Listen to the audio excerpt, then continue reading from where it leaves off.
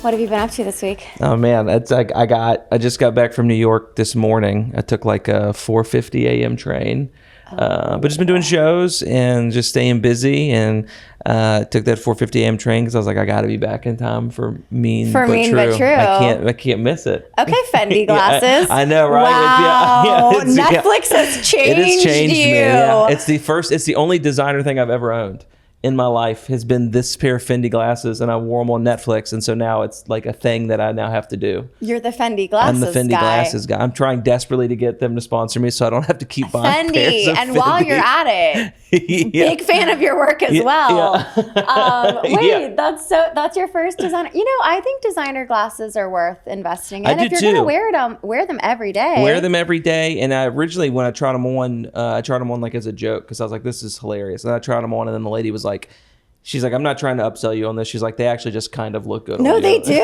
They fit you. Damn it. So it's like, I guess I'm spending $600 on a pair of glasses. Right? I mean, what I've done, and I don't even wear glasses, but I'll do like the blue light lens. I like the aesthetic. Yeah. And I think all men should wear glasses. Yeah, I think it's a good look. If you're a man and you're not wearing glasses. And I think I look so different with and without them. Like, because I don't think I look like the same person. That's not you. It's not me. That's it's not different. Winston. No, this is. That's Edward. Yeah, Edward. This is Edward. Edward's here, and then Winston showed up for the interview. Yeah, those are completely different people. Yeah. But I've like bought glasses off of Poshmark and stuff before, and then just put in just like other lenses or frame or lenses, I guess they're called. Yes, they're called lenses. Yeah. So if you're trying to get big on the designer market, I did that with Warby Parkers. It was like a pair of clear Warby Parkers, like the rims, and then I just got them replaced with blue light lenses. Yeah, that's pretty cool. So do you do that with all your screens? I like try to. I feel like I notice a difference. Okay, I've never done You've never tried? I've never tried it. Well, mainly because it's just like I would have to put contacts in to then put blue light. Then it gets a little out of hand. Then we're doing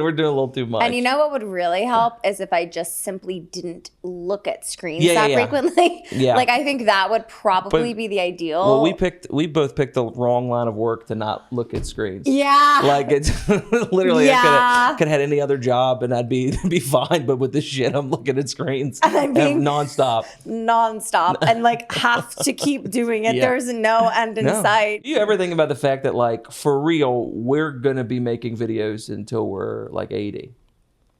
Like that's like you know like whatever the next thing that replaces video is. I'm praying I get canceled before then. For the love of God, please cancel me before then. Let's picture all these 80-year-old dudes in the nursing home doing. We're making TikToks. Yeah, we're making TikToks together. I'm like, get ready with me for bingo. Yeah. Like you're like fucking doing stand up in the common room. Yeah, in the common room, just like posting the same video 9 times because I have dementia and forgot that I already posted this clip.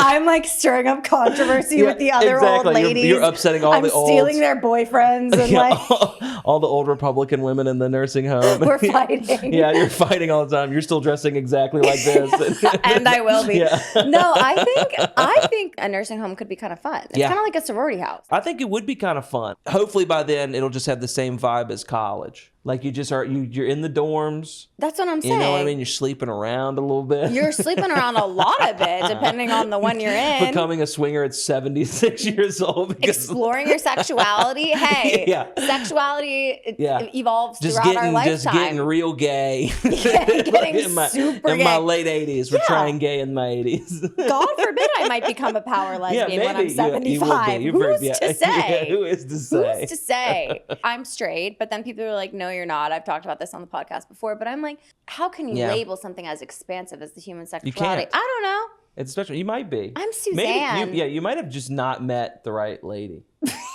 Like literally, that might be it. Not you also propagandizing. I'm just saying, it's June. Big lesbian is really June. after me. Yeah, big lesbian. That's actually my only sponsor is Big L. Big lesbian is sending guests to convince me that I'm a lesbian. I mean, hey, but I'm open to that possibility. Yeah. Winston Hodges. Yes. So great to have you. Yeah, it's good to be here. It's exciting to be in the studio. The one and only. So people might know you from Funny AF. Yes. I'm sure you haven't talked about that at all. No, not even a little bit. I'm going to make you do it again. Please. Walk me through, like, start to end. How did this happen? And explain what it is first. Yeah, so I was on the Kevin Hart's Funny AF. It's like a big stand-up comedy competition on Netflix. Kevin Hart They went through thousands of submissions, got it down to 50 people, and then they just started doing all these rounds of cuts and stuff like Subtle that. flex. Yeah, subtle flex. Yeah, I had to say the numbers. What they had. No, and you do. Yeah, I had to say the numbers of how many it is, and yeah, so it went really well. I made top 6, made it all the way to the semifinals, and my life has pretty much changed from it. But the whole process was crazy because, from my understanding, there's 3 ways to have gotten on the show. There was your agent and manager would submit you, and then you do the submission process. They had open casting call, like anyone could submit to it. And then the third route, which was me, which was I got reached out to. I didn't have a manager and agent, but I got reached out to by a casting director, and they're like, hey, we've seen your stuff online. We think you should apply. We're not saying you're going to get it, but like we don't want you to miss the application type of thing. That's awesome. Yeah, and so we did the app, and this was in August of last year. So I filled out the application in August, and then we did an interview. I had to send a tape and some videos. I filled out a questionnaire. I had to do a psych eval. I had to do... Wait, talk about the psych eval. So I'm not from the DC area, and I've never worked with a government job, so I've never had to do a psych eval before. So it was very shocking to me that that's what they did for comedy. But I literally think they did the psych eval to make sure that they didn't pick anybody that if they lost, those people would kill themselves on television. Yeah. Like, I think that that's literally the only thing they checked for, because my psych eval, I think it came back fine, and then they did the background check, and my social media stuff, like, they flagged everybody's social media for, like, stuff that we were talking about, but we're comics, so everyone's talking about killing themselves. Everybody's talking about it. Literally, that's the only, they made me take one joke down, and it was a joke about assisted suicide. And I was talking about flying to Belgium to have it done because I could put it on a credit card.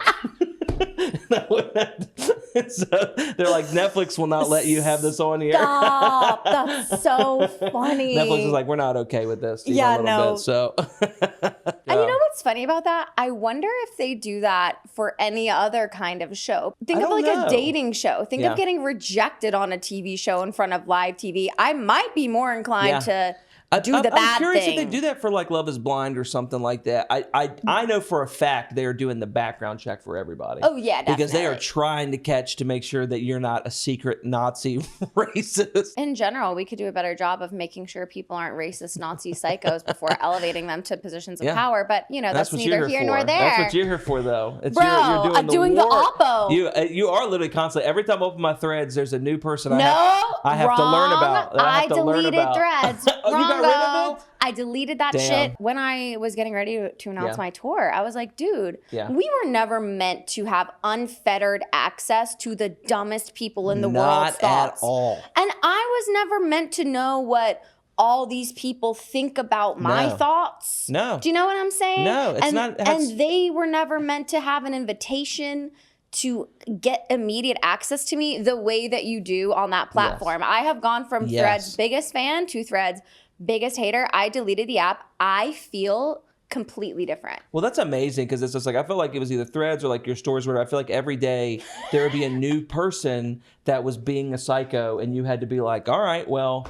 Bro, and they come for me. And I'll be honest with you, man, you keep receipts pretty good. I'm not going to lie. I don't know what your... I'm a Capricorn moon. Is that what you were about to say? I don't know what your organization system is for the receipts that you keep. Winston. But I feel like they drop immediately, and they're like... You want to know how many screenshots I have in my phone? You want to know how many screenshots? Mind you, this is my camera roll. That's unbelievable. All photos of me. Yeah, that's so funny. Her entire camera roll is photos of her and photographs of people she's going to destroy.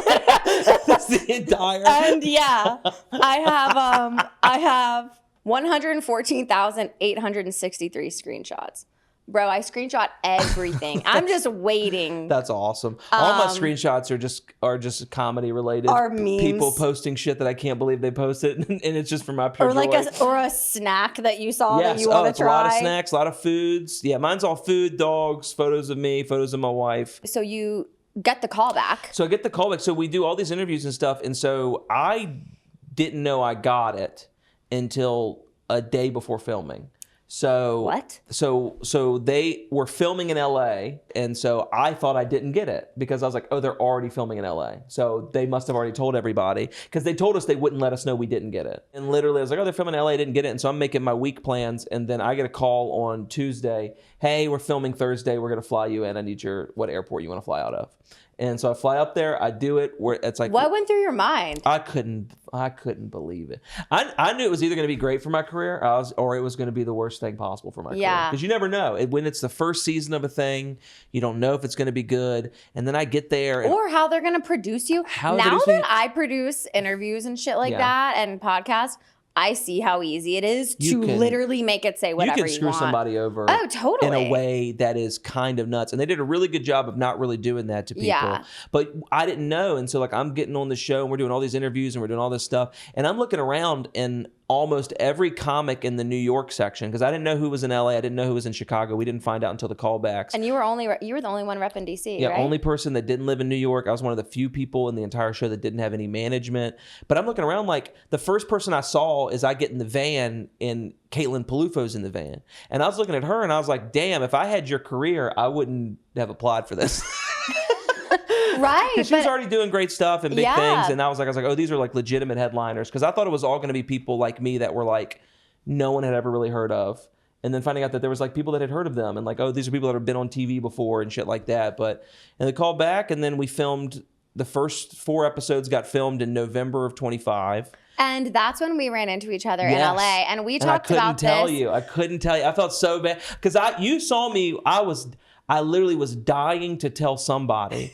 And then you come marching down the street, and I was like, this is a temptation from God. You're marching down the street, or from the devil, enjoying yourself. I look over, I just see you just like getting a little, smoking a joint. I don't know if you're gonna say it on the shows, but I don't really care. Yeah, just she goes, Winston. I was like, Suzanne. It's like of all the marching streets, down Sunset Boulevard. marching down. That is so funny. Because that was also like you'd already been popping off. I was filming my first episode of my podcast. Because you were in LA. You were walking around like nobody can tell me shit right now. You had the body language of you. It was so confident. I was like, yeah, it's Suzanne. I love that. Yeah, I was like, she is marching down the street. I couldn't believe it. And no one can. You were like, I can't talk about it. Yeah. But it's on Sunset Boulevard, right across. I mean, the Laugh Factory's right there. Yeah, I'm like sitting right across from like the Comedy Store. The Comedy Store, yeah. And we're sitting there, and I'm like, I can't say. And I'm like, okay, I have a few ideas of what it could be, but I had no idea like the Netflix thing existed at that point. And I've been getting so many text messages from people being like, hey, can you put in a good word for me for the second season? And it's like, no, man.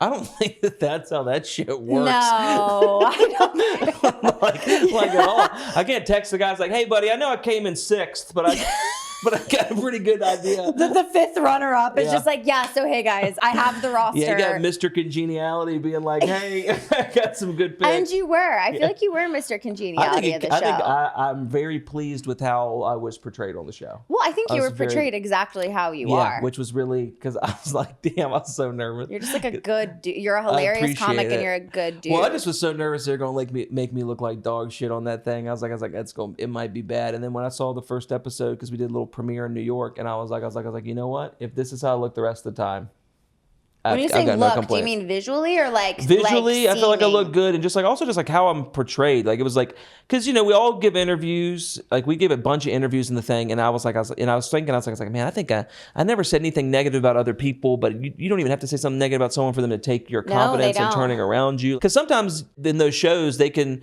ask you a question, and then you answer it, and then they just cut to another person, and it's not who you're talking about, but your mind immediately goes, he must be talking about this person. Because they can make you kind of think whatever they want, and it's psychotic. But I loved how I came across. I think it made me look good. I've had people coming out to shows now, like actual fans buying tickets, and when they're coming, they're very much like, hey, I liked this about you on the show. And I'm like, oh, good, because that's me. Like, I like that what you liked is who I actually am. Like, what do they say? Like, just being like, you seem really genuine. You seem really grateful. They're like, you seem like a guy we all want to hang out with. And I'm like, that's my goal, is I want to... That's the type amazing. I was talking to someone the other day, because it's like, part of this game is like you want people to build... Not want to, but like, part of it now, because of people like Taylor Swift and shit, is like... you need people to build a parasocial relationship with you in order to do it. But I'm like the worst with that because it's like I'll just end up being your friend. Like it's not even parasocial. You're picking them up from the airport. Like literally, like it's so many things where like so many people come to me like, oh, I DM'd you and you responded. I was like I try to respond to everybody's DM that I see, which is psychotic.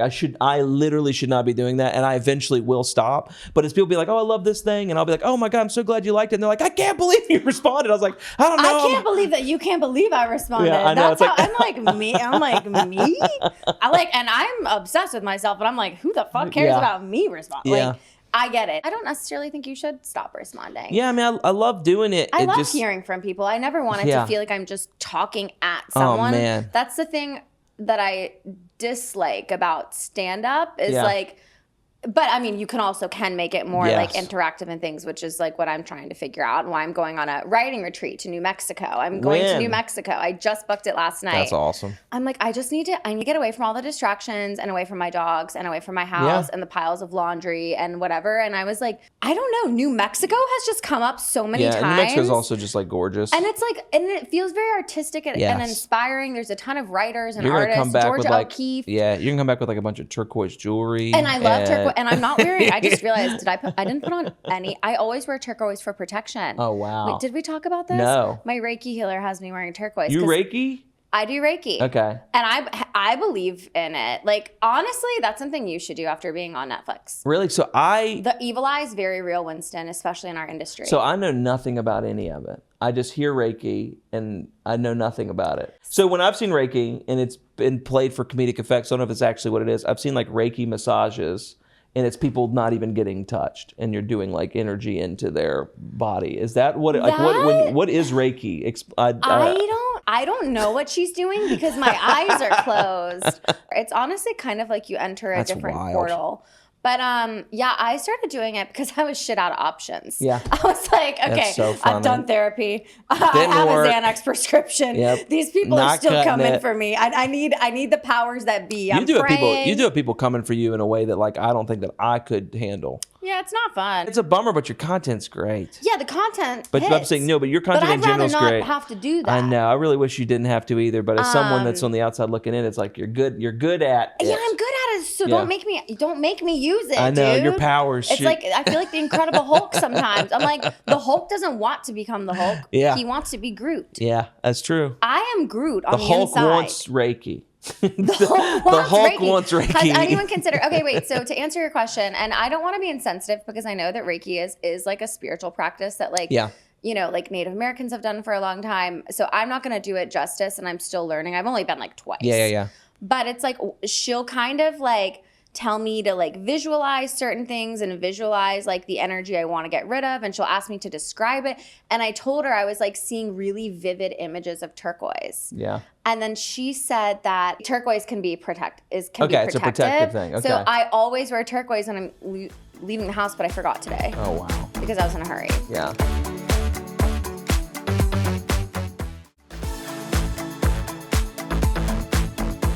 What I'm struggling with right now, and I'm curious if you have advice for me. I get the ideas, but I'm not like in the zone. Like I'm not in my flow. Yeah. I'm essentially planning this trip to be like, that is what all of this is about, is like getting in my creative flow. I will say, I think if you take a week, I do think when people take a week to do a creative retreat or something. And I've never done this before. And I think if you do it and you really go in there focused to be like, this is what I'm here to do, I think worst case scenario, you find out your writing process. Like that's the worst case. Like I think you will figure out what works for me. You will figure out like, oh, this is how I do it. This is how I get in the space or get in the zone.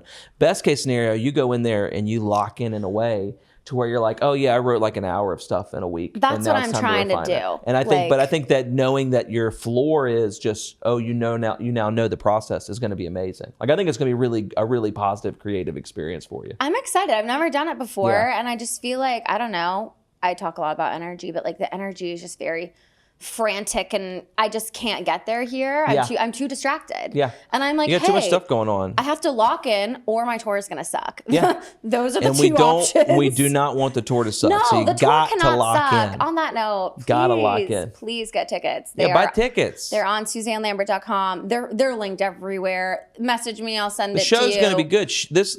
she's going to New Mexico to put a good show together. Don't make this New Mexico trip in vain. Buy the tickets. Don't make this New Mexico trip in vain. I'm trying to have an Eat, Pray, Love moment. I also don't know if that's what happens in Eat, Pray, Love. I don't either, but it sounds like a thing that would happen. That sounds like it would. A white woman going and trying to find herself. Goes to New Mexico. She finds her inner turquoise to protect herself from the evil eye, and then she writes an hour of comedy and tours the nation. I'm imagining Bill Burr listening to this conversation and just like actually killing himself. Yeah, he's like, he can't believe it. Dave Attell's I wrote my hour in the back of a comedy club, and you have this bitch talking about going to New Mexico. Well, I think the best part about comedy is like everyone's process is so different. Talk about your process. So my process is like I write on stage, and I think that term means a lot for a lot of different people. Yeah, what do you mean by that? But for me specifically, it means I'll walk through my day just, I'm thinking all the time. So if I have an idea, I was like, oh, that's kind of a funny idea. I will just write down like 2 words on a piece of paper so that I remember that idea.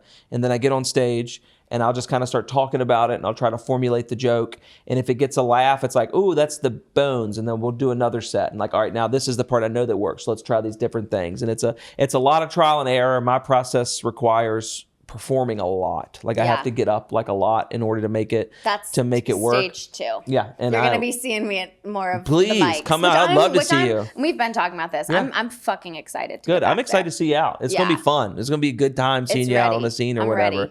Because it's like I was talking to Martin Amini on his podcast. There's a lot of people in DC right now that are like making a career in entertainment and not having to leave this area. And it's fun to see everyone kind of coming out and doing stuff. I love it. I loved that clip. Yeah. I think I reposted it. I was like reposting all y'all's clips. I appreciate it. I need to have Martin on too. But he runs Room 808, great comedy club in DC that Winston has performed at many times. Yeah, you were talking about how like you've been able to build your career and stay here and not go to New York or LA, because that's awesome. Everyone's always like, so when are you moving to LA? Yeah. When are you moving to New York? Yeah. And I think the journey is harder. I think it's harder because of lack of opportunities, lack of exposure to people in the industry by staying in the city you like. But if you're willing to travel a little bit and your quality of life is important to you, which it is for me. Like I perform better when I'm happy. That is so and I'm happy underrated. Here. Yeah, it's underrated. It makes me a better performer. Like I'm not bitter. I'm not miserable. You're not. I'm a pretty happy guy, and my comedy is the best it's ever been, and it's going to keep getting better. And I think part of it is because it's like, I'm willing to travel to New York for 2 to 3 days to perform, and it's easy. Yeah, and it's an easy trip. But I get to come back here. My base of operations is here. All my creative partners that I like to work with are here. But yeah, I mean, that's my whole process, is just a lot of getting on stage, figuring it out, having ideas, running jokes by friends. But like I need constantly, to do that more. Like I'm gonna be hitting you up. Please text me whenever. I love talking comedy. That I'm like, I know someone else could take this joke. It's 80%. I know someone could take it 10% more, and then I could take it the last 10. Well, you have my number, so you can literally text. Yeah. I'll talk comedy with anybody. Like literally, I have so many friends that'll text me and do jokes. So it's my favorite thing to talk about. I love that. It's my favorite thing to talk about. I love workshopping jokes. The only thing I love more than stand-up is my wife. That's literally it. It's literally it. And the reason I love her so much is she gets it. How did y'all meet? We just met on Bumble, and like when we met, she knew. Bumble needs to sponsor you. Bumble was the shit, man. Bumble, that was for a stand-up comedian to find. For a stand-up comedian to find love at all. Yeah, exactly. Much less a wife on Bumble. Actually, the CEO of Bumble follows me on Instagram. Damn. I should slide and be like, hey, girl. You should send the first message. It's kind of their whole thing. That is their whole thing. He's just waiting. The CEO of Bumble is waiting for you to DM slide. I'm like, I'm not on your platform. I'm not on, I don't, not doing all that. But my good friend Winston was. Yeah. Yeah, I was doing a lot of dating, and we met. And when was this? This was like right before COVID. We met each other. That's right. And then we were dating casually, you know what I mean? We're dating, seeing other people and stuff. And then like in the middle of COVID, we got into a relationship, and it just, everything worked. She went to grad school. We did long distance for a little while. She studied like public policy stuff. She works for a national nonprofit doing pretty good people work. She's a good person. But like she's lovely. She's the shit. I love her so much. I've heard nothing but amazing things about her. But the thing that made me know that she was the one was, it was like there was never a moment where she ever asked me to put comedy to the backseat. She understood that it was a career. And I think it's because she met me when I was close to making it my full-time job. Other people that met me, I told them comedy was number one, but they're like, oh, whatever, not really. And then the relationship, I would just ruin in a way that is kind of insane. Like, oh, sorry, I can't meet your parents because I've got to go host a Tuesday night at the Funny Bone. So. But here's the thing, though, and I talked about this different, but I talked about this with, I don't suppose you're looped in on the drama with Alex Cooper and Alex Earl, or that you necessarily know who either of those people are. No. So long story short, Alex Cooper, creator of the Unwell Network, media mogul, Call Her Daddy. Okay. Call Her Daddy podcast. I've heard of that. There was a time where she had a co-host. Essentially, Alex made a business decision. It came down to her friendship or her career, which she has since skyrocketed, and she chose career. And I was like, hot take, you have to do that. Yeah, I think sometimes it's tough, man. I have put my career, and I would continue to put my career over a lot of relationships and a lot of friendships and a lot of fun and a lot of things I want to do. But it's just like, when you're building something, whether it's a career in entertainment or a business or whatever it is, like, you have to do that. I think I'm very lucky in the fact that, like, my career, with it purely at this point just being stand-up, I'm very lucky in that, like, stand-up can be cutthroat, but it very rarely is ever like, I don't know what choice I would be faced with to cut friends out, other than it's like someone's really toxic and psychotic, which to me, that's different. I'll just get rid of that anyway. Well, that's different. And I would say the right person, you won't have to ever choose. Yeah, that's true. Which is like, ding, ding, ding, ding, ding, ding, big light bulb moment for me. And I think it's different for women too. Oh, yeah. And I think it's different for for sure. Being in a romantic relationship with a man as a woman with a public profile, I think is also my very favorite different. thing is anytime you're in a photograph with a man, people think you're fucking. Yeah, we're fucking. That's my favorite. Like, literally, not just men. Yeah. Actually, just every person you're in a photo. There was a rumor recently with a woman, and again, I am straight. It's big lesbian. Yep, it's big lesbian trying to take you down. I have been accused of every single man I've ever been in a photo with. We've been accused of hooking up, even like gay ones. Yeah, gay ones and ugly ones. Ugly ones. I'm like, come on, man. I've seen stuff where it's like you're just in a photo with married politicians, and it's still it doesn't matter. That is like such an interesting thing. Yeah. I'm like, please don't say that. Like, not me, man. Any photo I'm with someone, it looks like, well, Winston looks like he's just being a nice guy to this person. There's never the thought of Winston's getting laid. I need to get some Fendi glasses, I guess. Going back to Funny AF, what was the most surprising part of it to you? I think the most surprising part of it is how fun it was. I really didn't think it was going to be fun at all. So you had to do like a different set every time you filmed. Different sets. Like, we had different challenges. And you couldn't repeat the jokes, which is kind of jokes. That's crazy. Yeah, some were jokes that I wrote really quickly. Other ones were like, so there were some ups and downs with it. But I think that, to me, the part I was really surprised about is, one, I was surprised I never had a bad set. Like, there were some people that made it really far that would have an offset, because that's how competition shows work. Sometimes you just have to have an offset. Comedy works, dude. And on that note, Mike Turner, friend of mine. Yeah, Mike Turner's a great guy. He's a great guy and a funny ass comic, and he just kind of had a crappy edit, whatever. He had a tough one. And I'm like, people were dogpiling him so hard. I'm crazy. Like, y'all, that can happen to any comic, and it does. Yeah, and it does. And he's a great comic. I was in a movie with him. That's awesome. Yeah, our friend Niles Abston produced and directed a movie called The Booth, and Mike and I were in a few scenes together. So we hung out, he's a good for dude. 12-hour days, for like 2 funny. days, and we had a blast. So, and it can happen, like I said, it can happen to anybody. So I think I was most surprised I didn't have any bad sets. I was surprised when I rewatched the show, because you don't know what the famous comics are going to say about you until you see it. I hadn't heard any of that stuff. So I go back and watch it, and I see all these people and what they're saying about me. Talk about what they said about you. I mean, like Chelsea Handler. What did she say? Chelsea Handler said he's my number one. Which is screamed. I was like, damn, that's crazy.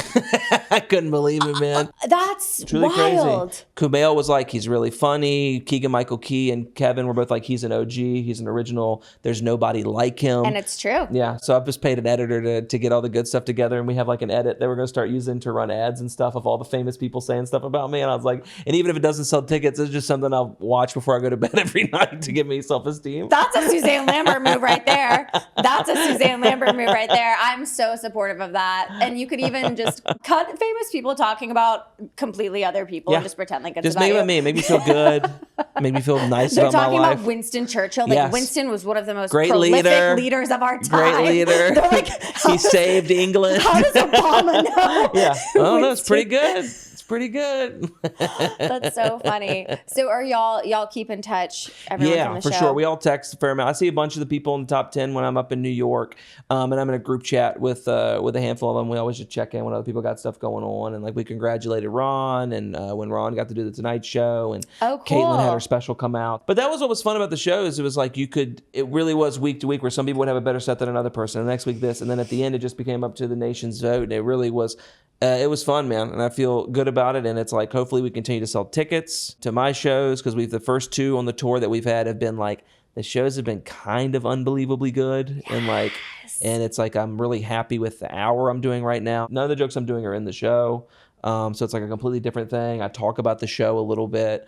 I do a little Q&A portion, but people get between an hour and 10 minutes, and it's like it's been really fun. We're having a good time. So are you doing like a host set, feature set? And yeah, just doing a host feature, so like 10, 20, and then I'm doing 60 to 70. Holy hell. Like, they asked me if I wanted to do VIP meet and greets. I'm not doing that. My meet and greets are free. I sell my own merch, so I'm standing there, we're talking. We had in Nashville and Atlanta, I had meet and greets of over an hour, and it just was me standing there, and I literally just get off stage. Before I get off stage, I'm like, hey, if you're willing to wait to talk to me, it's like I'm willing to talk to everybody because I'm very grateful about where I'm at in my life, and I'm really happy. That's so nice. Yeah, it's awesome. It's the best. I'm so happy. Yeah, I had a meet and greets at my DC Improv show, which I didn't even know was happening. Yeah, it's so funny. No, I love that, and I don't know if people understand like how giving of yourself that is, because doing stand-up for an hour is the most mentally taxing thing you can. Just physically drain. You don't realize the physical drain until you get off stage, because you're just like, oh, I'm like sore because my brain. You don't blink. Your muscles are kind of tensing. Your mouth is dry. So to that end, make sure you're like not giving too much of yourself away. That's the thing. I'm my wife says that my biggest up on you. Yeah, my wife says my biggest negative is I'm very, in her words, generous with my time, in a way that it's like I'm very generous to new comedians or any comedian, or like I respond to DMs. I love talking to people after the show. And I'm grateful to have fans, but there does come a point where sometimes that's more sustainable than others. But if you have the right people in your community, and I think you do, they understand that. Yeah, they get it. You're not a machine. And you know what's nuts is it's like I've never had fans before. I've had individual fan, but I've never had like a fan base. I got good fans, man. You have great. Tell me about your fans, and I'll tell you about my fans. My fans are smart. They're stand-up comedy fans. Like, they're coming up to me, and it's like, it's really diverse, which has been really great. My social media breakdown before the show was about 70% male, 30% female, and then after the show, it's closer to 50-50. So it's like I've got like a lot of female fans. Wow, that's also really rare. I know, it's kind of crazy. I've got a lot of female fans. I got like my fans are smart. They love comedy. I have fans across all political spectrums, and I'm very open about being left wing. Yeah. But I think because my family's conservative, and I'm able to make jokes about it in a way that like I've had people come up to me after the show being like, "Oh, you're our favorite liberal. You're our favorite progressives." Like, it's like, I wish that joke about Trump wasn't funny, but it was really funny, and just like trying to change that way. And I've been talking politics after my shows with people. It's been like pretty awesome. I feel really good. I got a great fan base, and we'll hopefully continues to grow. I love that, and it absolutely will. And I want to talk about that in a second before we get to your Mean But True. But my fans are also very smart. They're punchy. Are your fans hot? Of course, my fans hot. Hot as shit. I believe it. My fans are so hot. Thank you for asking that. No one ever asks if my fans are hot. Baddies, like in their own kind of way. Like, it's not like everyone is like spray tanned. It's like smoke we have some non-binary baddies. We have We have like everyone in the LGBTQ plus spectrum. I have a ton of Black women who follow me. Man, that is like all I want to do is make them laugh and not disappoint them. If anyone else is mad at me, I'm fine. I have a bunch of white women mad at me in my comment section. In the exact same comment section, all the Black women are like, haha, got her ass. I'm like, yeah. Perfect. That's all you need. I'm on their side. That's all you need. I don't really care what y'all think. I figured. I was like, I bet Suzanne's fans are like my fans are hot. They're very smart. They are smarter than me, which gets scary. Because they'll be like, did you ask blah, blah, blah? I'm like, girl, I don't know. I don't know what you're talking about. I don't know what any of the words are that you're saying. I think they're also very reasonable, though. Like, they have a sense of humor. Because they follow me. It's not like people, getting super offended over like jokes that aren't offensive. Oh, I've gotten DMs from people that are like, when you did my podcast, I got DMs from people being like, oh my God, I can't believe you know Suzanne. That's so. I'm dead serious, and it's just like That's so just funny. women that I'm friends with. They'll send me DMs, be like, "Oh no fucking way, she's my favorite. I want to like hang out with her," type of shit. And I was like, yeah, let's hang out. Yeah. That's so fun. I'm like literally a normal ass person, but whatever. That's funny to me.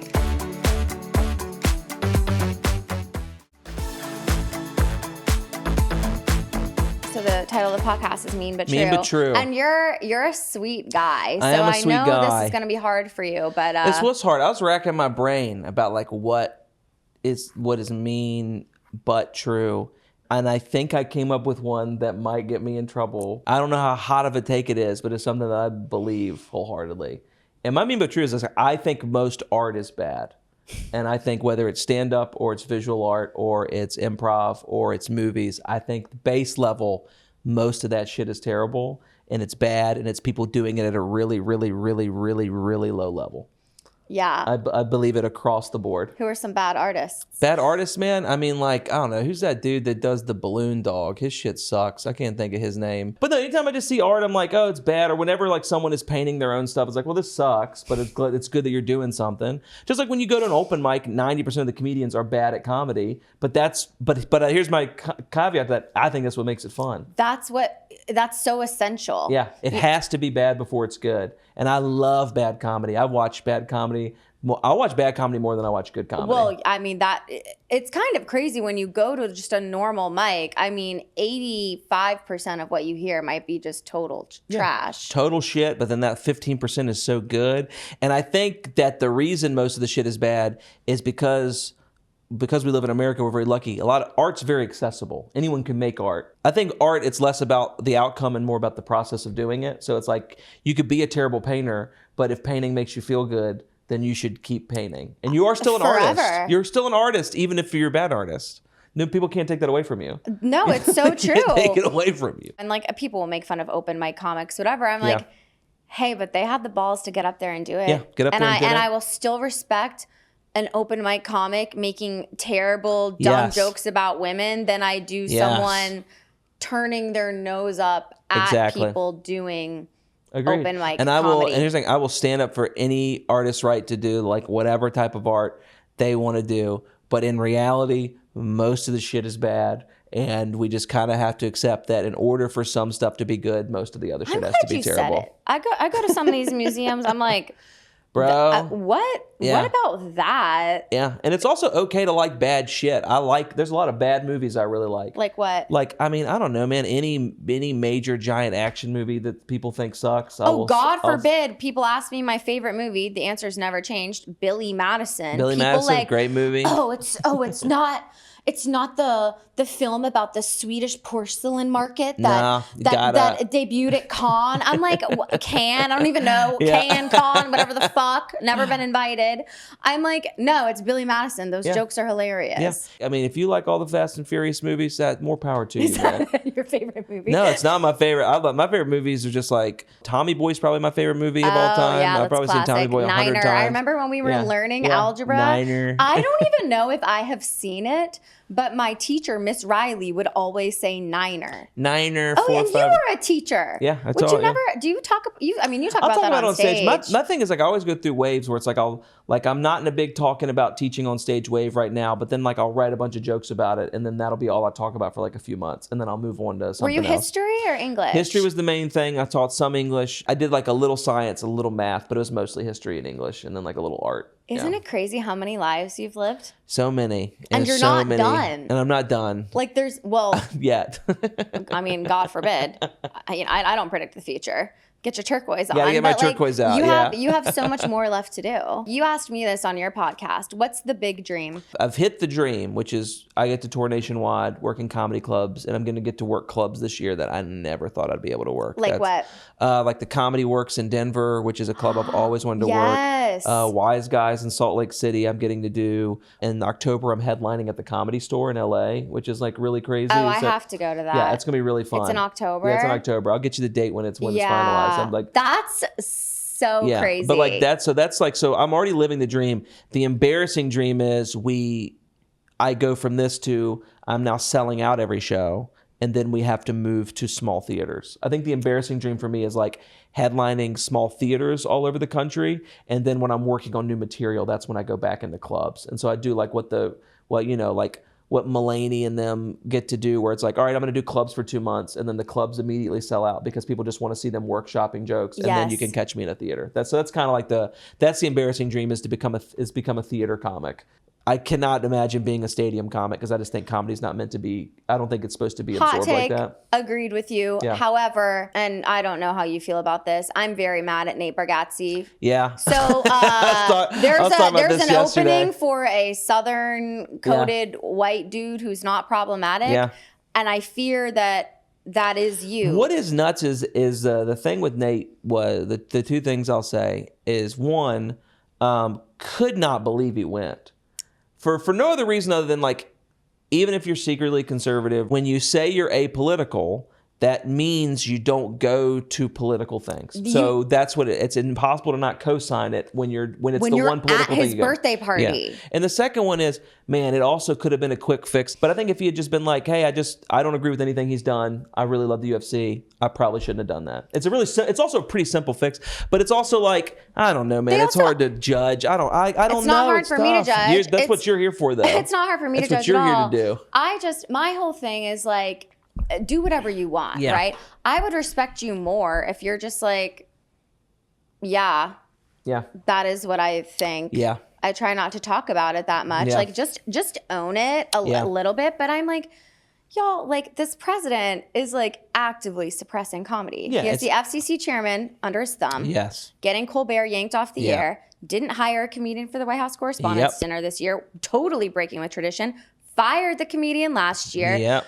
How can you be a professional comedian and then go to this and then say it's just about UFC? Can you not buy your own UFC tickets? They're acting like this is the only opportunity. Isn't there a UFC fight? It's like every week. Every other freaking day? That's a good point. Yeah, it just was the thing where it just was like, I thought it was just for a guy that seems to be such a shrewd businessman and to be so rich, it would feel like a really bad business move. And I had his back when people were mad at him for posing with Marsha Blackburn because he's, wait for it, building a theme park in Tennessee, which I'm like, okay, now I feel like we've lost the plot. Well, my big thing, I said this like a while back, and it's like, I still think Nate's a great comic. I don't know how this stuff. I think he's a very talented comedian. I don't know how this stuff's going to shake out. I'm just mad at him. Yeah, I know. It's because it's just tough because it's like I know a lot of people that are like, apparently by all accounts he's a really good dude. Even whatever. It's just tough. I think comedy is just so complex. He's a brilliant comic. That's why I follow him. I think that he's eventually going to run for office. So that's kind of what I've said this for like months and months and months, is I think he's going to eventually run for the governor of Tennessee. Like, I just think that that's just going to be a thing that he does. I think he could win. And I think it's a thing that makes a lot of sense. He's a family man, loves Tennessee, donates a lot of money. As a Republican? Yeah. I think he would run as an independent. Or like mayor of Nashville. Like, I just do see a world where he's given so much to that state, and he's just positioned himself in a way to be like... Has he given so much to that state? I think he gives a lot of money to like Vanderbilt and like other schools. Like, I do think he pumps a lot of money into Tennessee. Like, he's a big Tennessee guy. And I do think that with the, wanting Nate Land or whatever, I think it's to make Tennessee a tourist destination again, kind of like how Dollywood was. Who is asking for that? No one's asking for it. Who's asking to go to a Nate theme park? I think people are going to go. I'm so curious to see what it ends up looking like. Again, I think of like comics I deeply respect, like Dave Attell. Yeah. Dave's the man. I'm just like, this just feels, because he's so gritty. Yeah. In a different world, I was a comic coming up in New York City in the 90s. I was a dude, problematic, overweight, doing a ton of blow. And I feel like Dave Attell and I would have been best friends. That is who I am at my core. Yeah, at your core. But instead I'm this, and the humor doesn't always translate. They're like, you're a mean girl. I'm like, no, I'm a mean boy. I'm a mean man. I'm a mean man. I'm a mean man who's divorced. Yeah, it's so funny. Yeah, I just like... And I think the difference is I think that when you get that famous and you get that rich, because Kevin Hart's the same way, there is no one telling you no anymore. So anything you want to do, like any idea you used to have, like, wouldn't it be funny if I had an amusement park? Ha ha ha. And then someone's like, we could do that. And then you're like, oh, I guess I could. Like, my guess is it started as him doing it as a joke, and someone was like, well, we have the financing. We probably could if you really wanted to do like a Dollywood. And I think that it's like, when you get that famous, you transition out of comedian And now you're an entertainment mogul. And entertainment moguls do whatever the hell they want. Maybe I just hold comedians in such a high regard. I'm like, we should be better than that. I do too, man. It was nice to see, in general, that people do still care about stuff. Like whether they were like, because I don't know, you would think sometimes people are just like, oh, whatever, people can do whatever they want. But to just see some of his fans be like, hey, man, you mean a lot to me. This really bummed me out that you did that. It was just nice to see like, oh, people still care about shit because there's just so much stuff going on. It can be hard to care about stuff all the time. Yeah. And so like, I don't want anything bad to happen for anybody. I generally, just not how my brain works, but I am someone that's like, it was nice to know like, oh man, like you can't just do whatever you want. There is some consequences for the actions, and I'm comfortable with the consequences just being people being like, hey man, we're kind of upset at you. Yeah, like I'm not like cancel him. I'm just exactly. like, I think you like, hey, suck man, for that, and now I don't want to follow you anymore. You let us down a little bit, buddy. And I think that, and I think that as a person that was raised in the church in the South, people being slightly disappointed in you, I think is the greatest motivator to not do shit anymore. Slight disappointment. Yeah, growing up as a Catholic. Yeah, like that passive aggressive Irish Catholic. Find out on Winston's podcast. My last 4 questions for you. I ask everyone this. Yes. Who's someone you'd like to roast and someone you'd like to toast? A toast would be a comic that I think doesn't get his flowers enough, but meant a lot to me as a kid. Was I don't know how familiar you are with like Sinbad's work.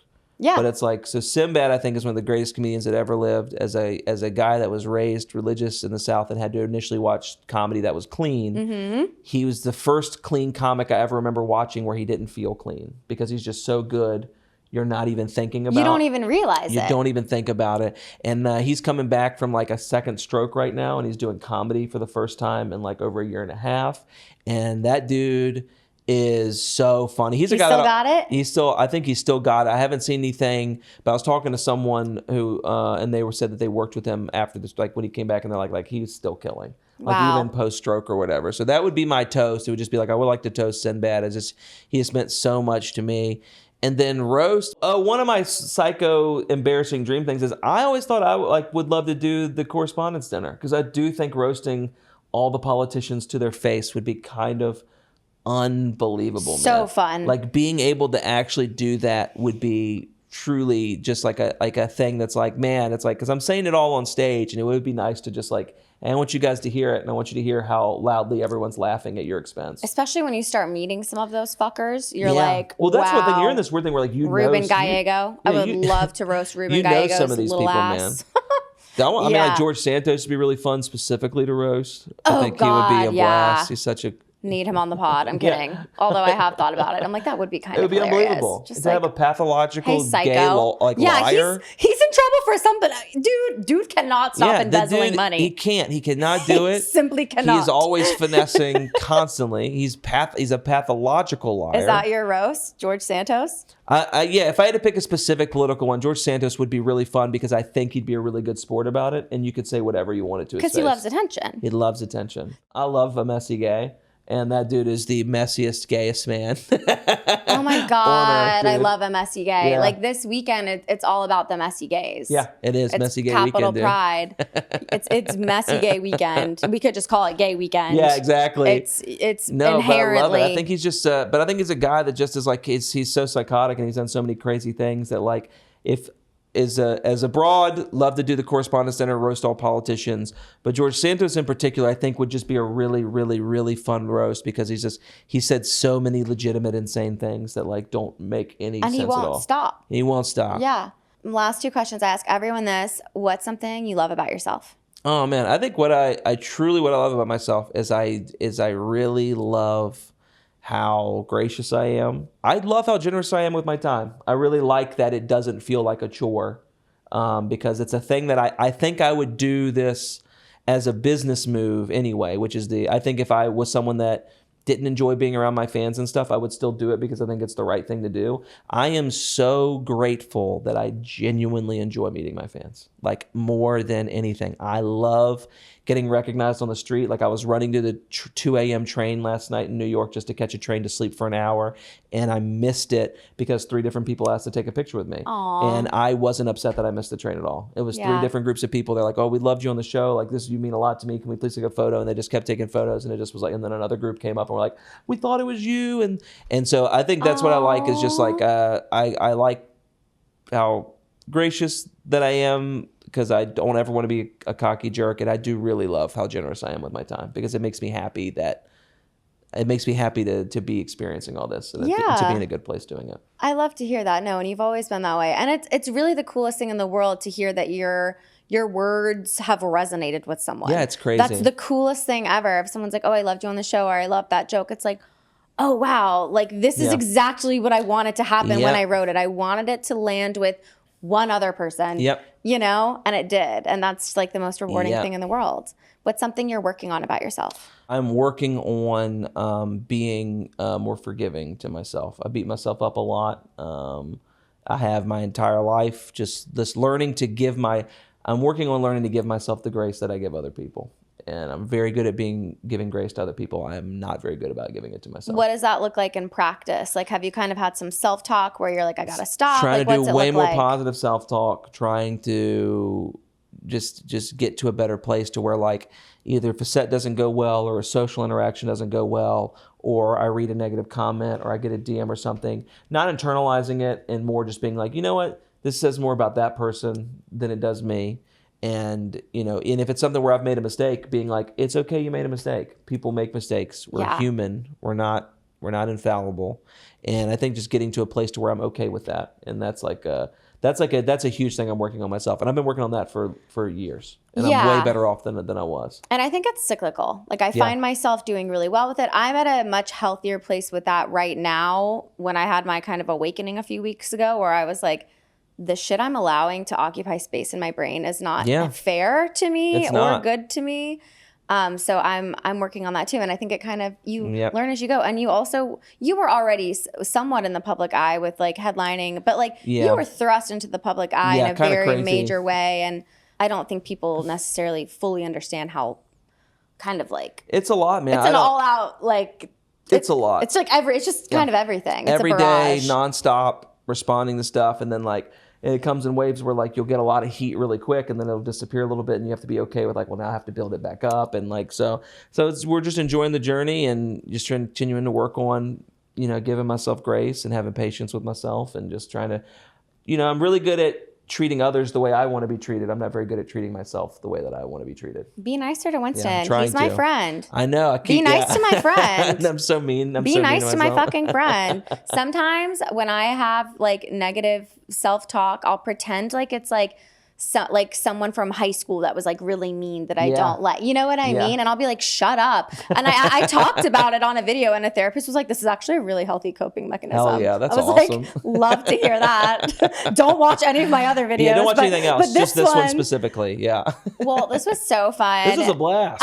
Where can people find you? How can they support you? Yeah, I mean, the best way to support me is to go to my Instagram at Winston H Comedy, or my website, winstonhodges.com. And there's links on both of those to come see me on this nationwide tour. What do you have coming up? And this will be June 27th or whatever. So July 7th, I'll be in Richmond, Virginia. We added a show because July 8th, we've basically sold out. Hey, let's go. July 9th, Philadelphia. July 15th, St. Louis. The 16th, Chicago. And then the 17th through the 19th, I'm in Indianapolis. And then 7/22, I'm in DC. We sold out the early show, but there's a 9:30 show we added on the Wednesday. At the Comedy Loft? So sick. Come check it out. The shows are going to be literally amazing. And we're doing a completely different show on the early that I'm doing on the late. So yeah. Oh, I love that. Yeah, y'all support Winston. He's one of the nicest comics, one of the best comics. We love Winston.